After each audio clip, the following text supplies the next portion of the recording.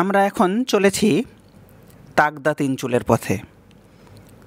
তবে তাকদা তিনচুলে যাওয়ার পথেই একটি খুবই ঐতিহ্যপূর্ণ জায়গা আমাদের রাস্তাতে পড়বে। সেই জায়গাটির নাম হচ্ছে লামহাট্টা ইকো পার্ক। আমরা সেখানে বেশ কিছুক্ষণ সময় কাটাবো। দেখুন, আমরা চলে এসেছি লামহাট্টা ইকো পার্কে। প্রত্যেকে এখানে ছবি তুলতে ব্যস্ত। লামহাট্টা ইকো পার্কে প্রবেশের পথেই যেন ওয়েলকাম জানাচ্ছে অনেক রংবাহারি ফুল আর এই পাহাড়ি রাস্তা।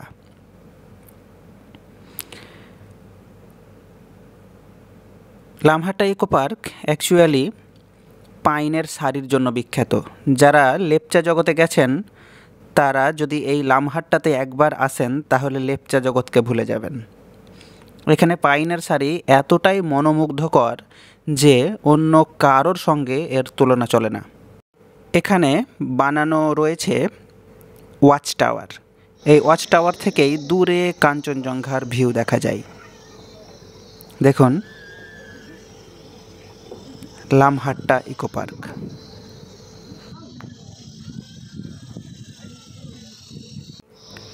এখানে রয়েছে একটি পবিত্র পুকুর, যেটি আমরা বর্তমানে যেখানে রয়েছি সেখান থেকে 750 মিটার দূরে। আপেলদা ক্যামেরার সামনে পোজ দিয়ে দাঁড়িয়ে রয়েছে। দেখুন কি সুন্দর এই পরিবেশ, একদম সোজা উঠে গেছে পাইনের সারি, একটি চাঁদোয়ার সৃষ্টি করেছে যেন।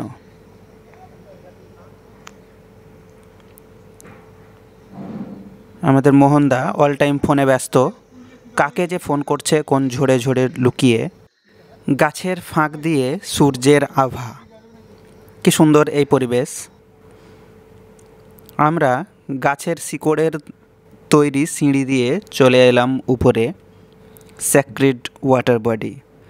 এখানে রয়েছে সেই পুকুর যাকে এখানকার অধিবাসীরা অনেক পবিত্র বলে মনে করে। একদম পাহাড়ের শিখরে রয়েছে এই পুকুরটি। চারিদিকে পাইনের জঙ্গল ঘেরা এই পুকুর। একটু এস আকারের এই পুকুরটা রয়েছে। এখানেও জল। অনেক টুরিস্টই এখানে এসেছে। অনেক চড়াই করে এই জায়গাটাতে আসতে হয়। আমরা শর্টকাট বেছে নিয়েছিলাম, তার জন্য অনেকটা তাড়াতাড়ি চলে এসেছি।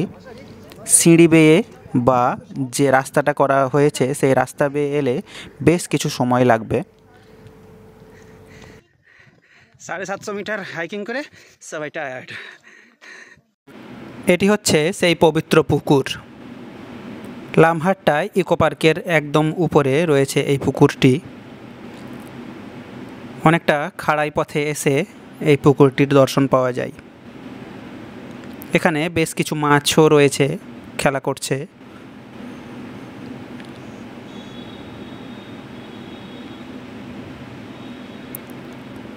আমরা এবার ধীরে ধীরে নেমে আসছি। উঠতে যতটা না কষ্ট পেয়েছিলাম, নামতে তার থেকে অনেক বেশি আরাম পাচ্ছি। পাহাড়ের এই চড়াই উতরাইটা যেন অনেক বেশি রোমাঞ্চকর। আমরা এবার চলেছি তাকদা তিনচুলের পথে। এটি পেসক টি গার্ডেন। পেসক টি গার্ডেনে আমরা কিছুক্ষণ দাঁড়াবো। দেখুন কি সুন্দর এই চা বাগান, চারিদিকে সবুজ চায়ের বাগানে ঘেরা এই পেসক টি গার্ডেন। দার্জিলিং থেকে দিনে দিনে আসা ও যাওয়াও যায় এই পেসক টি গার্ডেনে। অথবা যারা তাকদা তিনচুলেতে এসে থাকেন তারা অবশ্যই এখানে কিছুটা স্টে করেন। পাহাড়ের একটি হ্যামলেট, সুন্দর এই বসতি, চারিদিকে পাহাড় ঘেরা আর উপরে মেঘের ভেলা।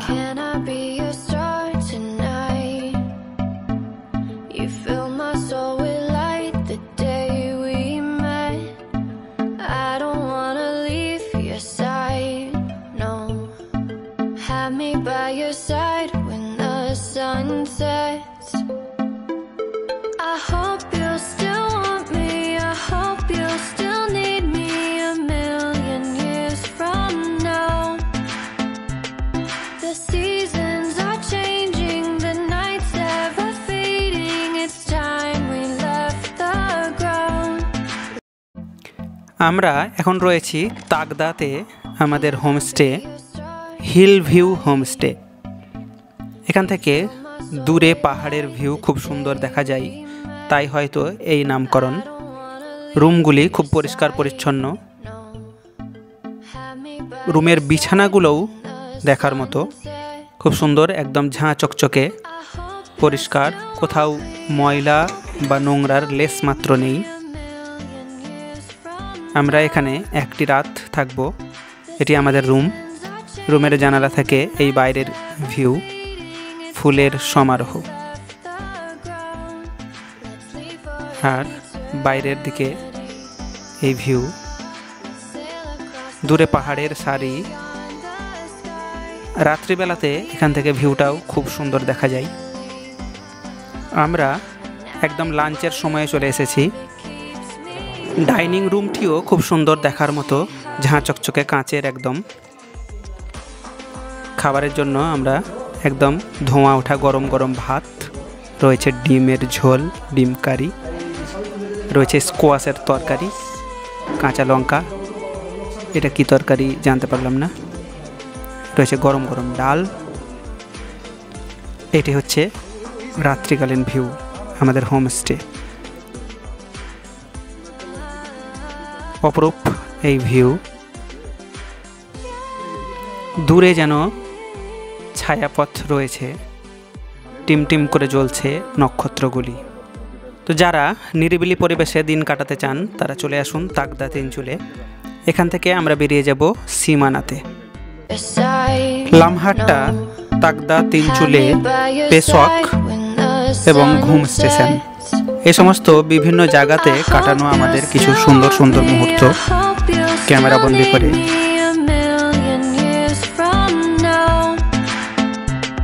The sea